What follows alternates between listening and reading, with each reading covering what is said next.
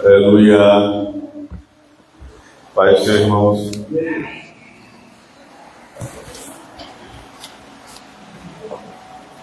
Tua palavra é a minha força.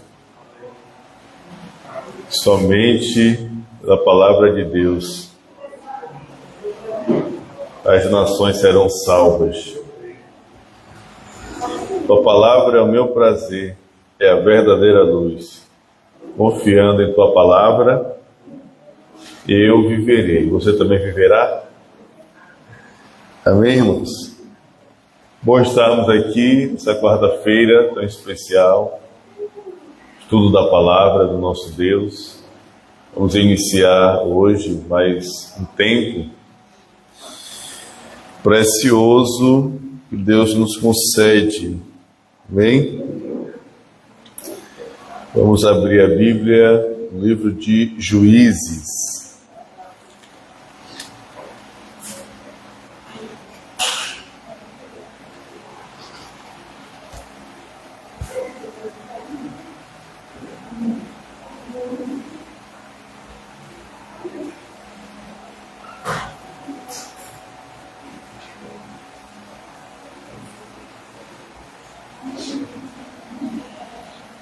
Juízes capítulo 1. Bem, livro de Juízes. O livro de Juízes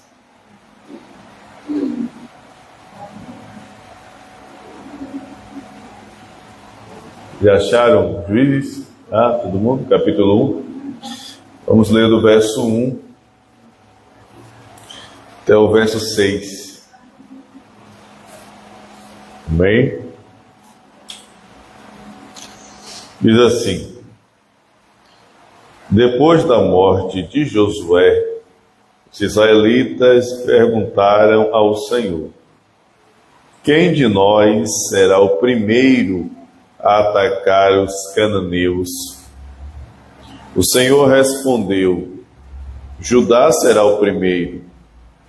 Eu entreguei a terra em suas mãos. Então os homens de Judá disseram aos seus irmãos de Simeão: venham conosco ao território que nos foi designado por sorteio e lutemos contra os cananeus. Iremos com vocês para o território que lhes foi dado. E os homens de Simeão foram com eles. Quando os homens de Judá atacaram, o Senhor entregou os cananeus e os ferezeus nas mãos deles, e eles mataram 10.000 homens em Bezeque. Foi lá que encontraram Adoni-Bezeque, lutaram contra ele e derrotaram os cananeus e os ferezeus. Adoni-Bezeque fugiu, mas eles o perseguiram e o prenderam, e lhe cortaram os polegares das mãos e dos pés. Amém? Oremos. Pai, te damos toda a glória, louvor e adoração. Obrigado por esse tempo, por estarmos reunidos e pela tua palavra que foi lida. Coloco-me com toda humildade diante do Senhor, pedindo graça e a iluminação do Teu Espírito Santo, para que eu possa proclamar o Teu Evangelho, a Tua palavra, com sabedoria e no poder do Espírito Santo. Fala conosco, abre nosso entendimento, para a glória do Teu nome. Assim oramos em nome de Jesus. Amém. Meus irmãos, terminamos a jornada de Josué, e nós vimos muito bem toda a caminhada do livro de Josué, a tomada de posse da terra. Josué foi um líder levantado por Deus, sendo o sucessor de Moisés. Capítulo 1 de Josué, Deus chama Josué: meu servo Moisés é morto, agora você vai pegar esse povo, atravessar o Jordão. E assim Josué fez, em obediência a Deus. O Senhor o encorajou, deu para ele as condições necessárias, mostrou para ele os desafios, que não ia ser fácil, mas disse para ele: seja corajoso, que eu vou estar com você. E assim ele foi, atravessou o Jordão com aquele povo, e foi conquistando ali as cidades da terra de Canaã. A primeira cidade que eles deram de frente para conquistar, vocês lembram qual foi? Jericó. Cidade de Jericó. Eles, de uma forma milagrosa, conquistaram Jericó, porque as muralhas caíram pelo poder de Deus. E assim avançaram. Tropeçaram na segunda cidade. Qual foi a segunda cidade? Ai. Tropeçaram e literalmente eles disseram ai.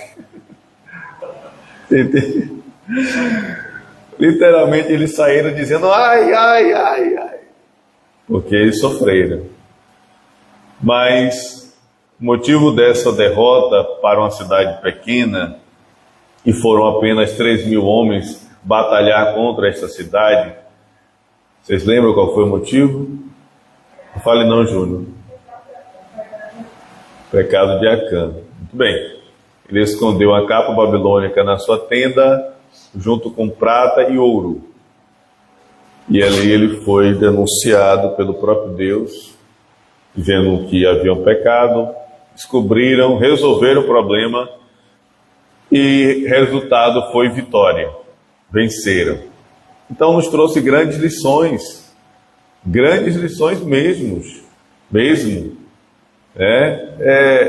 Uma coisa que aconteceu há não sei quantos anos, 1000 anos atrás, e a gente vê a mesma coisa hoje, a mesma coisa.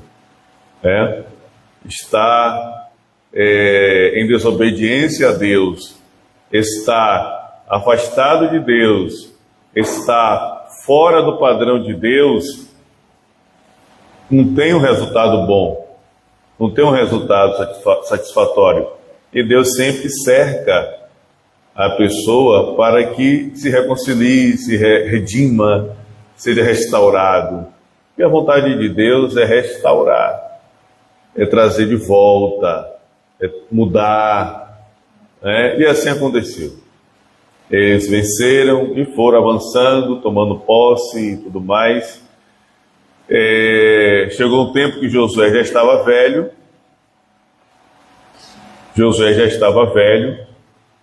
E precisou Deus chamar ele: Josué, você já está velho, não dá mais para você seguir.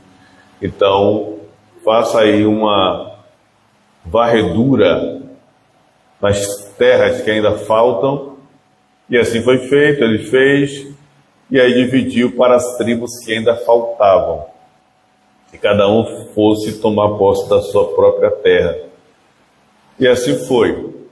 Até que chegou o final da vida de Josué, nós vimos isso, esse relato muito bem, capítulo 23, capítulo 24 de Josué, onde Josué convocou o povo. Ele já estava velho, já estava pronto, prestes a morrer. Então ele chamou o povo e deu as instruções, as ordenanças de Deus, para que o povo pudesse prosperar, pudesse ser bem-sucedido, pudesse crescer na terra que o Senhor havia dado para eles. Então Josué trouxe aqui: não sirva outros deuses, não se associe com essas nações, não adorem aos seus deuses, não façam isso. No capítulo 24 ele vai reforçar esse conselho, essa orientação, chamando a atenção do povo e colocando-se como exemplo, como posição de fé, mostrando um pouco da história do povo de Israel e do seu passado, que no princípio da constituição do povo, a partir de Abraão, que era Abrão, da família de Abrão, do seu pai Terá, ele mostrou a realidade de que eles vieram de uma descendência de um povo, de uma cultura idólatra. Mas Deus chamou Abraão, chamou, se revelou a ele, e a partir dali, foi traçando a descendência, mudou. Então Josué chama a atenção para que eles tomassem uma posição, não fiquem em cima do muro. O que é que vocês querem? Quem vocês querem servir? Aos deuses que nossos antepassados serviram do outro lado do Eufrates? Ou aos deuses desta terra onde nós estamos, os deuses dos cananeus? Escolham hoje, porque eu e a minha casa serviremos ao Senhor. Aleluia. E a Bíblia diz que em toda a vida de Josué, o povo serviu a Deus. Em toda a vida de Josué, o povo servia a Deus. E também depois da morte de Josué, os líderes que sucederam Josué, o povo também serviu a Deus. Então assim terminou o fim da história, Josué morrendo com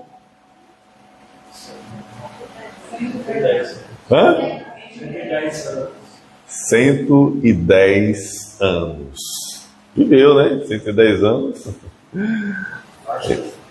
Ele viveu bastante, mas ele morreu, chegou o fim. Então entrou agora o período dos juízes. Esse período dos juízes, ele nos traz uma grande lição, um grande despertamento.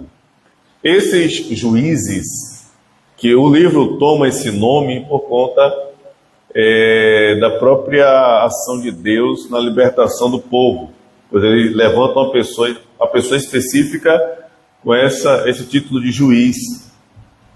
Porém, não era um juiz como semelhante à época de Moisés, e que tinha os sacerdotes que funcionavam também como juízes. Não era... Eles tinham essa parte de corrigir o povo, mas uma função de libertar o povo, de vencer os inimigos, ser o libertador do povo. Então, trouxe o nome do livro por conta dessa realidade, dessas pessoas que Deus ia levantando de tempos em tempos para trazer o povo de volta e para libertá-los da opressão. O capítulo 1 e o capítulo 2 de Juízes ainda é o povo tomando posse da terra. Ainda é o registro Josué morreu, como nós lemos aqui no verso 1, e ainda havia terras para serem conquistadas. Só que agora cada um tinha que tomar posse da sua própria terra. Então, esses dois capítulos, ele vai mostrar esse povo tomando posse da terra. E aí, já vimos lá em Josué como alguns não confiaram plenamente na palavra de Deus e fracassaram em conquistar a terra, como Manassés, e fugindo ou contrariando a própria ordem de Deus de crerem no que o Senhor havia dito. Então aqui em Juízes ele vai mostrar mais claramente o problema da vida do povo em não obedecer à vontade e à palavra de Deus, e não obedecer o que Deus havia estabelecido, e não obedecer fielmente aquilo que Deus ordenou para eles e deixou como promessa. Então esse capítulo 1 e 2 e o início do capítulo 3 vai mostrar claramente, e isso vai ser o que é que Deus disse para o povo: olha, se vocês não exterminarem todos os habitantes, se vocês não eliminarem todos eles, eles serão empecilho para vocês, eles serão tropeço para vocês, vocês sofrerão a orientação de Deus para o povo. E no capítulo 1, 2 e o início do capítulo 3, nós vemos a tragédia a falta de crer na palavra de Deus.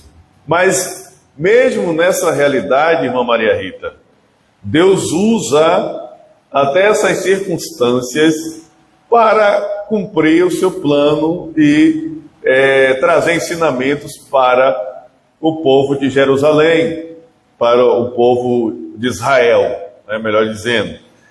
Jerusalém ainda estava sendo conquistada aqui nessa época, ainda estava sendo dominada, e seria dominada aqui, vai mostrar no capítulo 2. Então, nós vamos, depois do capítulo 1, capítulo 2, início do capítulo 3, mostra o resultado do povo, em não ter cumprido plenamente o que Deus havia dito. Resultado, eles passaram a conviver no meio dessas nações. E aí entra a sequência do capítulo 3 até o capítulo 16, onde Deus levanta os juízes, que são os libertadores. E justamente porque esse povo esqueceu do Senhor, abandonou o Senhor, não lembrava mais dos feitos de Deus e de que tinha que servir e adorar somente ao Senhor. Então, por conta disso, eles foram seduzidos. Uma das divindades que eles mais se voltaram, e que em toda a Bíblia, no Antigo Testamento, ela é bem apresentada, até na época de Acabe, de Elias, com Jezabel e Acabe, é Baal. Baal, ele é um deus dessa terra de Canaã, que eles constituíram, e que era voltado para a fertilidade, para a produção. Como? O que é que tem?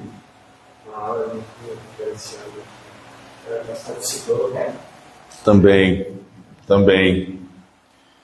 E o foco é que ele tinha essa característica de trazer a fertilidade da terra, a produção, fazer com que floresça. Então o povo foi muito seduzido por essa proposta e acabou se entregando à adoração a Baal, dentre outros deuses como Azerá. Por conta disso, esqueceram-se do Senhor, abandonaram o Senhor e viveram essa realidade. Então Deus virou-se contra o povo e permitiu ou levantou os inimigos para que perseguissem e devastassem as terras e a produtividade do povo, fazendo sofrer, subjugando. Levantou as nações que eles não expulsaram. Deus levantou, Deus agiu no coração deles para que eles fossem opressores dos israelitas. E assim foi. Então, eles se arrependeram, clamaram a Deus, Deus levantava um libertador que era um juiz. E aí foi da sequência do capítulo 3 até o capítulo 16, que com o último juiz, que é Sansão, nesse período. E depois nós temos alguns eventos que acontecem por conta deles não terem um rei. Esse período de juízo não havia um rei, não era um sistema monárquico, porque os juízes eles não passavam a sua autoridade por descendência ou hereditário. Ele morria e levantava-se outro de outra família, sem ter nada a ver com o antecessor. Então, por conta disso, a partir do capítulo 16, no capítulo 17, até o final, temos alguns eventos que retratam a tragédia e problemas que o povo viveu por conta dessas associações, por conta de não honrarem a Deus, de não servirem fielmente ao Senhor. E nesse período dos juízes vai entrar ainda o livro de Ruth. O livro de Ruth, ele a vida e a história de Ruth é vivida ainda no período dos juízes. Amém? Dito isso, irmãos, nós temos o capítulo 1, que nós fizemos a leitura inicial, mas eu peço que você deixe a sua Bíblia aberta para a nossa meditação.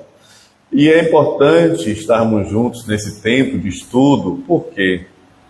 Porque, por exemplo, Josué, se você participou aqui de todos os cultos, né? Você ouviu tudo mais, eu tenho certeza que você, quando lê Josué, você vai entender melhor o livro de Josué. De igual forma, o livro de Juízes. Então, estamos no capítulo 1, eu te convido a ler o livro de Juízes, e também meditar no livro de Juízes. E eu tenho certeza que, a partir da caminhada aqui do estudo, da explicação, você vai ter uma compreensão melhor na leitura do livro de Juízes. Amém? Então, primeiro aqui nós temos o povo de Judá. Nós vimos aqui no verso 1, Josué morreu, era o líder, né? Depois da morte de Josué, os israelitas perguntaram ao Senhor: quem de nós será o primeiro a atacar os cananeus? Você vê a diferença?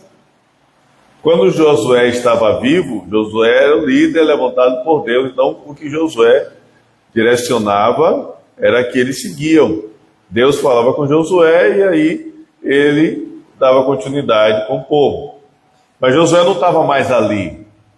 O líder não estava mais ali. Eles não tinham mais essa liderança. No entanto, eles confiaram em Deus, criam em Deus, consultaram o Senhor. Quem é que vai primeiro? Quem é que vai atacar primeiro? Os cananeus. Quem é que vai? E aí o Senhor responde, verso 2, Judá será o primeiro. Judá será o primeiro. Eu entreguei a terra em suas mãos. Deus continua, irmã Maria Rita, Deus continua dando a garantia da sua promessa. Deus continua afirmando a sua promessa. Mesmo com a morte de Josué, Deus não esqueceu do povo. Deus continua no meio do povo. Deus respondeu à consulta deles, estabeleceu quem ia subir primeiro e ainda disse: eu entreguei nas mãos dele, nas mãos da tribo de Judá. Então, esse povo, o povo de Judá, a nação de Judá, foi conquistando a terra e pediu auxílio ao povo de Simeão. Do verso 1 até o verso 19, até o verso 19, verso 20, que vai entrar Caleb,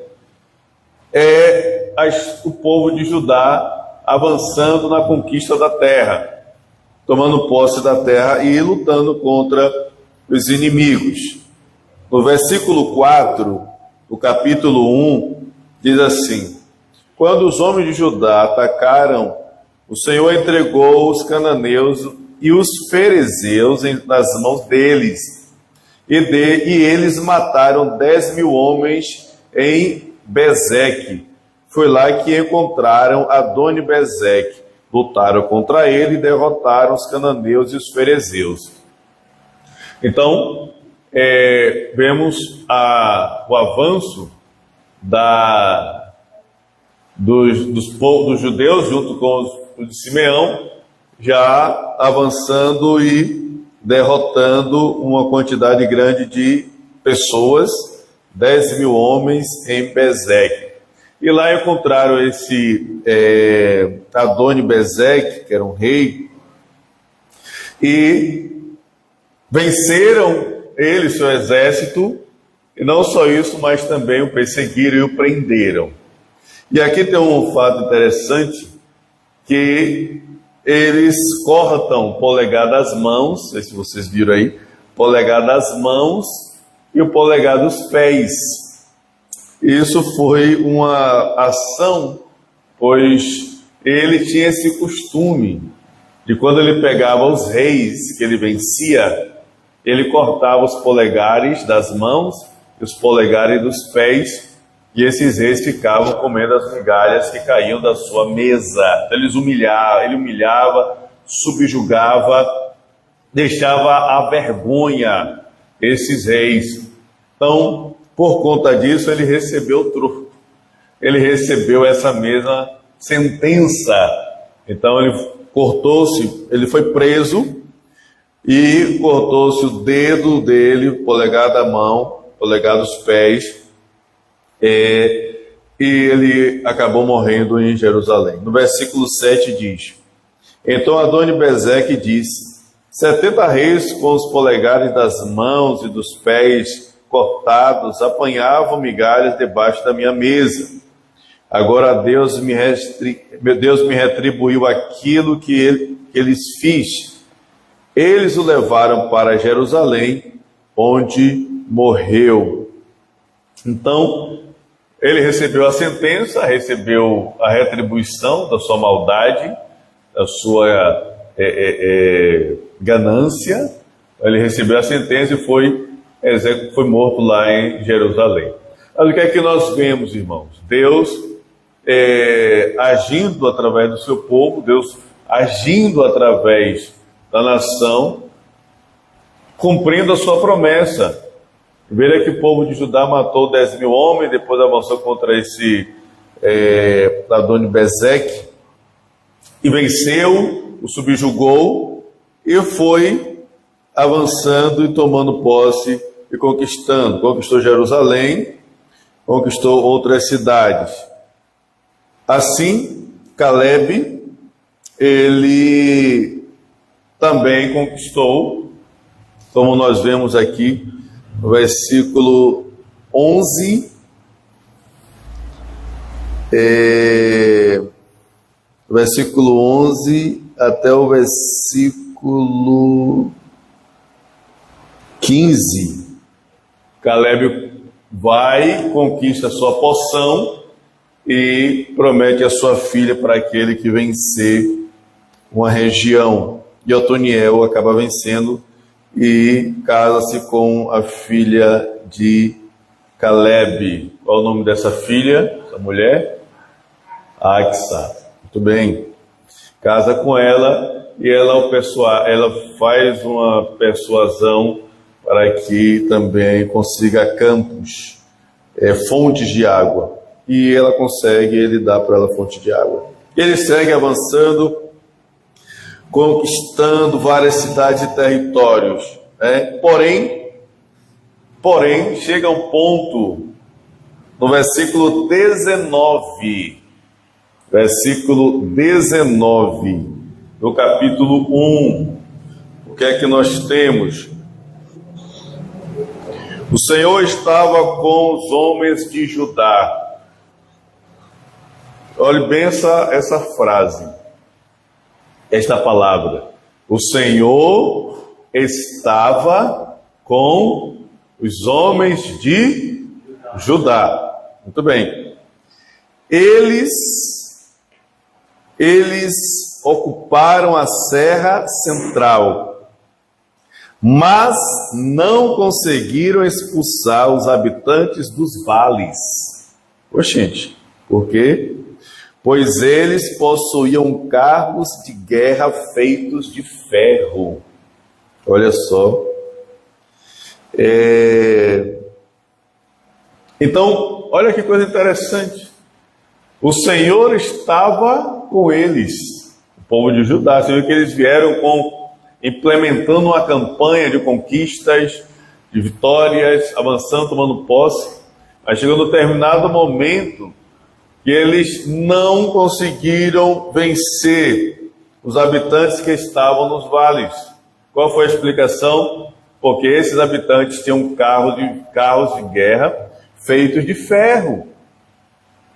Mas a gente vê no início do capítulo, no versículo 19, o Senhor estava com o povo de Judá, o Senhor estava junto com eles.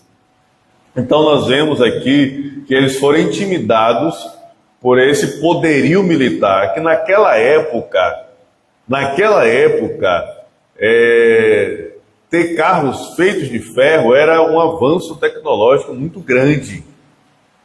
Era algo poderoso naquela época. Não era, quando a gente lê aqui o texto, hoje, não era carros como a gente vê os carros andando por aqui. Não sei se vocês já assistiram filmes antigos daquelas épocas. Eles usavam os egípcios e outros povos, tipo uma carroça semelhante, né? Uma carroça que é puxada por um animal, a atração animal nessa época. Tem carruagem, mas aqui ele fala carros. Então, há diferentes modelos, mas a realidade é que era tração animal, era um animal que puxava ali e que eles seguiam nesse carro, nessa carruagem, nesse carro de guerra. E ser feito de ferro dá uma vantagem para o exército, então era um poderio militar grande, e realmente causa um impacto, um espanto.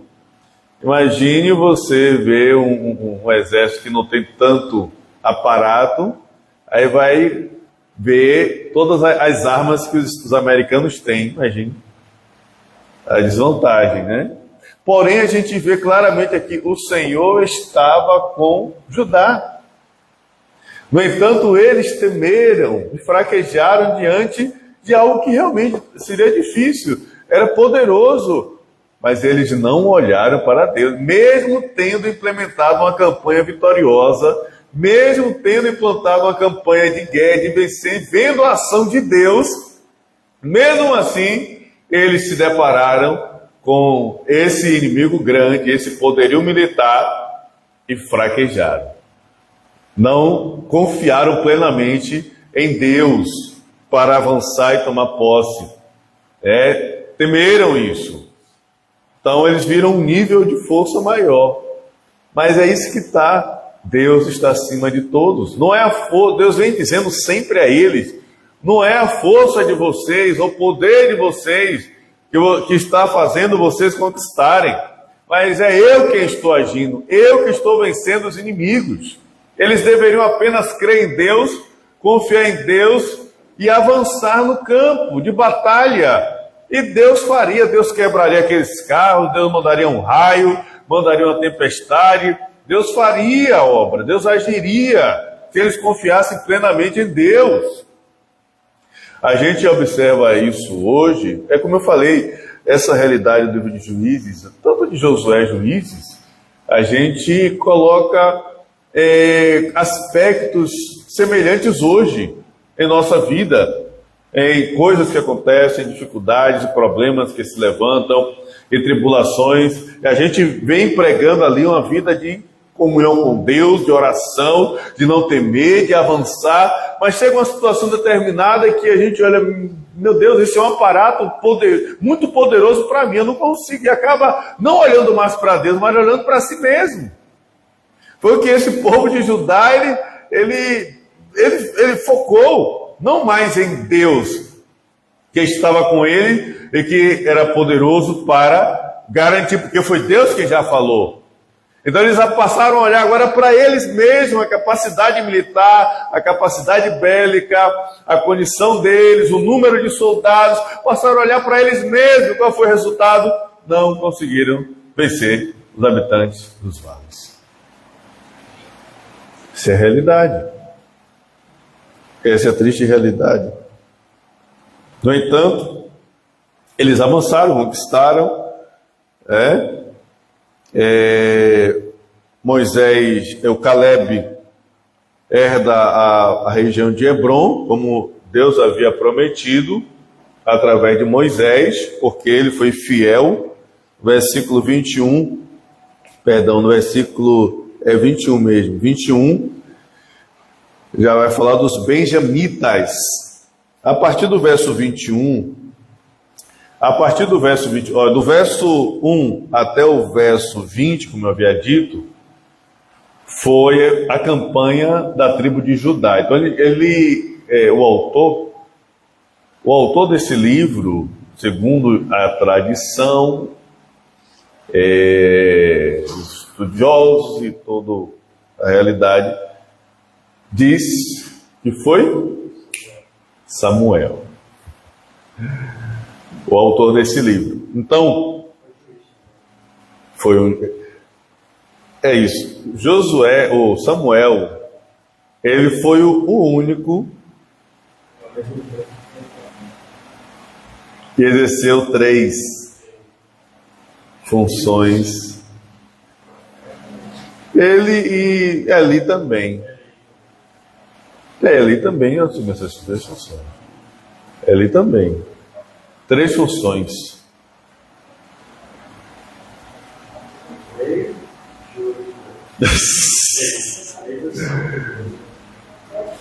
Profeta, juiz. Isso. Samuel foi profeta, Samuel foi juiz e Samuel foi sacerdote. Levita? Bom, essa parte. Hã? Não, mas aí ele não fazia parte dos cânticos, né? Ele auxiliava, né? Ele auxiliava na manutenção, cuidava lá para que a lâmpada ficasse acesa e tal. Mas eu falo assim de função, né? De cargo.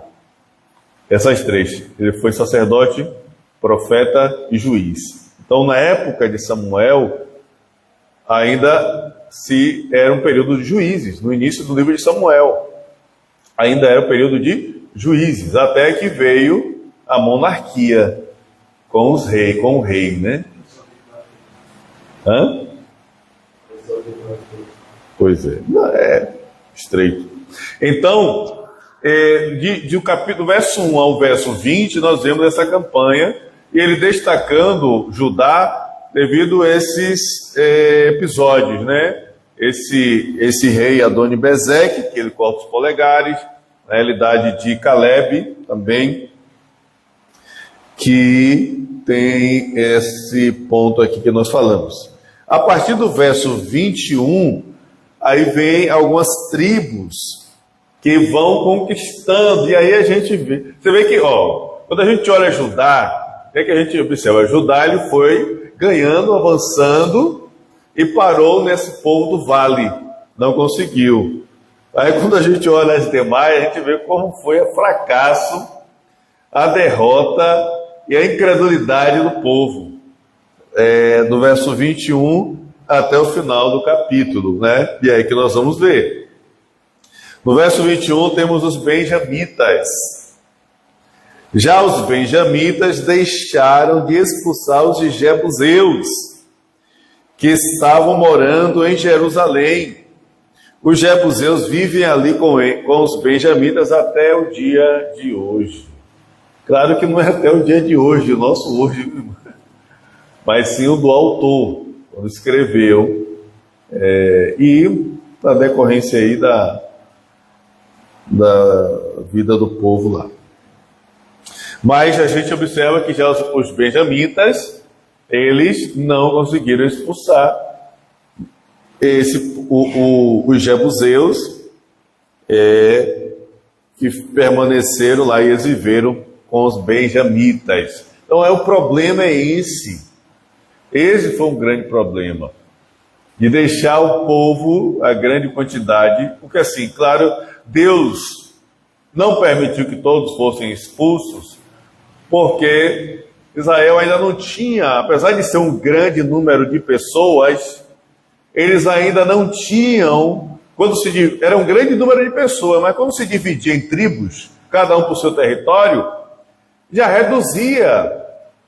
Então, a preocupação do Senhor também em não permitir que eles devastassem completamente, é que eles não sofressem com as feras, com os animais selvagens, que não fossem devorados, ali sofressem perdas com os animais selvagens. Amém? Então, Deus permitiu. No entanto, a gente vê como foi um fracasso muito grande desse povo, e não crer na palavra de Deus, no que Deus havia dito. E aí, sofreram muito com essas associações. Não se associe. Tem coisas, irmãos, que a gente não tem que se associar, não tem jeito. A gente tem que eliminar. Aqui é um exemplo clássico. Aqui no caso deles são os povos. No nosso caso, existem muitas coisas que a gente pode aplicar a isso.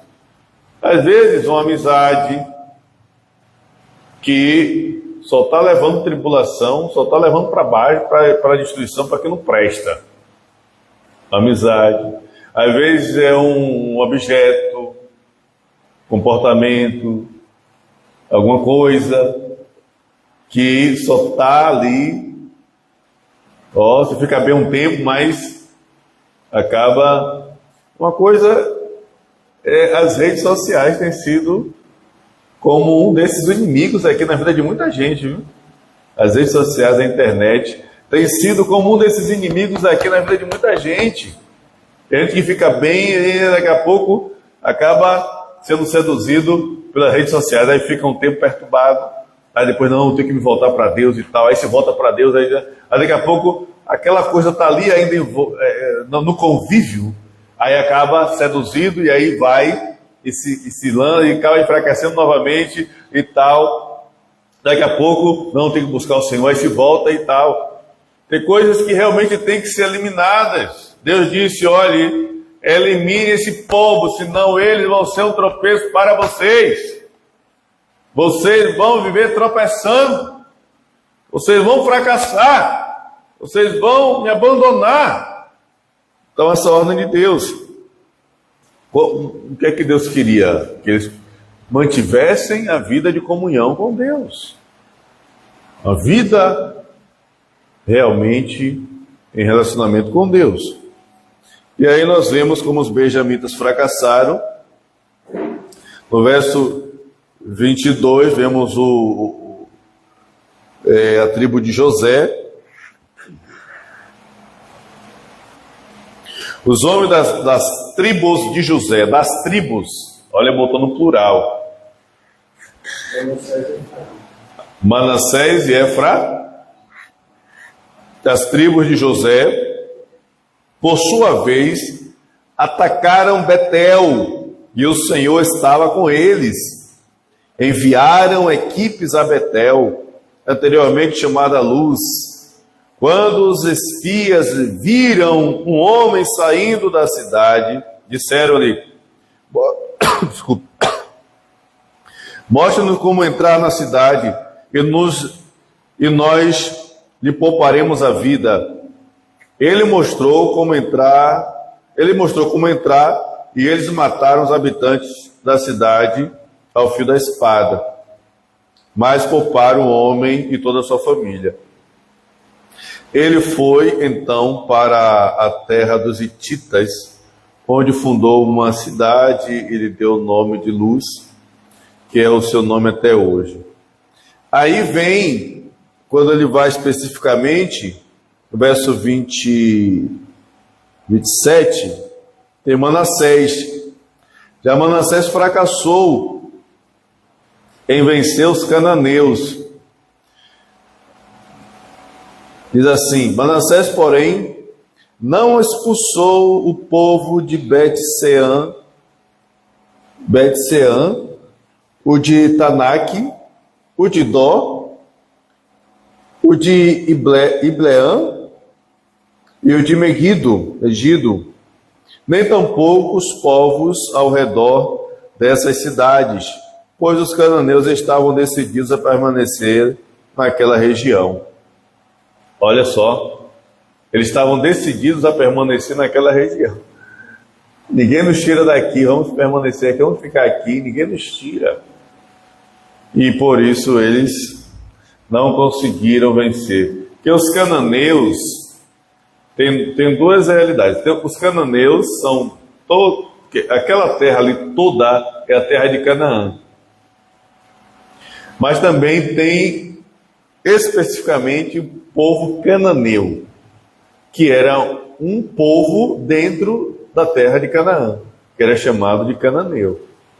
Então esse povo não saiu de forma nenhuma, porque eles estavam decididos a habitar ali. Então nós vemos como os filhos de José foram lá, pegaram o rapaz, nos diga como é que a gente entra lá, ele disse, eles foram lá e matou todo mundo. Aí quando ele vai especificar, já mostrando a realidade da conquista, dividindo ela, que é Manassés e Efraim, aí ele mostra o fracasso dessas duas tribos. Primeiro, Manassés, que não venceu muitos dos povos e nem os cananeus que ali estavam. No verso 29 vem Efraim. Ele diz: Efraim também não expulsou os cananeus que viviam em Gézer, mas os cananeus continuaram a viver entre eles. Olha só, nem eles conseguiram expulsar. É claro que depois, quando eles expulsaram, quando eles entraram, conviveram com aquele povo e todos tomaram posse da terra, a nação foi crescendo, se multiplicando, cada tribo foi se multiplicando, foi avançando, e eles acabaram sendo fortes. E aí, quando eles se tornaram fortes, aquelas nações que ali estavam, eles subjugaram aquelas nações, tornando-as escravas, obrigando a fazer serviços e tudo mais. Acabaram subjugando. Mas vamos lá que a gente já está finalizando. Então, os efraimitas, o povo de Efraim, não expulsou os cananeus que também ali estavam. Verso 30. Nem Zebulon expulsou os cananeus que viviam em Quitron. Olha só. Os nomes. Nem Naalou. Tem 2 A's aqui. Naalou. Mas eles permaneceram entre eles. Aí vem Azé, no verso 31. Não expulsou também. Nem Azé expulsou os que viviam em várias regiões. Vem o verso 33. Nem Naftali expulsou os que viviam em Bet-Semes e em Bet-Anat. Mas o povo de Naftali também vivia entre os cananeus que habitavam a terra. E aqueles que viviam em Bet-Semes e em Bet-Anat passaram a fazer trabalhos forçados para eles. Os amorreus confinaram a tribo de Dan à serra central. Observe que os amorreus, eles pressionaram a tribo de Dan, deixou ela acuada, não permitindo que descessem para o vale, ou ao vale. E os amorreus igualmente estavam dedicados a resistir no Monte Eres, em Aijalon e em Saalbim. Mas quando as tribos de José ficaram mais poderosas, eles também foram submetidos a trabalhos forçados. A fronteira dos amorreus ia da subida de Acrabim até Selá e mais adiante. Então, essa foi a realidade que nós vemos aqui, capítulo 1, mostrando o que vai ser o livro de Juízes. Já a perturbação que a gente vai encontrar pela frente. Muitos povos permaneceram, muitas nações permaneceram. E qual é a realidade dessas nações? Qual é o problema dessas nações? Qual é a dificuldade dessas nações? É que elas são nações idólatras, servem a outros deuses, têm práticas totalmente avessas ao Senhor, práticas contrárias, tem adorações aqui que são feitas com sacrifício humano, sacrificam as suas crianças, Moloque, também outros deuses, que sacrificam crianças, como Quemos também, que é um deus dos Moabitas. Então, é uma tragédia esse povo e pelas suas práticas. Então, esse resultado dessa mistura, e nós vamos ver no capítulo 2, como isso intensificou mais a mistura e o problema, e o autor de Juízes, ele mostra essa realidade do problema e da realidade da mistura que o povo de Israel fez com essas nações, e aí a tragédia que vai ser a sequência do livro de Juízes, e a misericórdia de Deus que é implantada em trazer a libertação e sempre restaurar o povo para que ele se voltasse para Deus. Então, no capítulo 2, nós vamos ver mais ainda intensificamente essa realidade, esse processo ainda de conquista da terra, até o capítulo 2, início do capítulo 3, e na sequência, o período em que vai ser o momento onde Deus levanta os juízes para libertar o povo. Amém? Então, medite, leia, estude a palavra de Deus.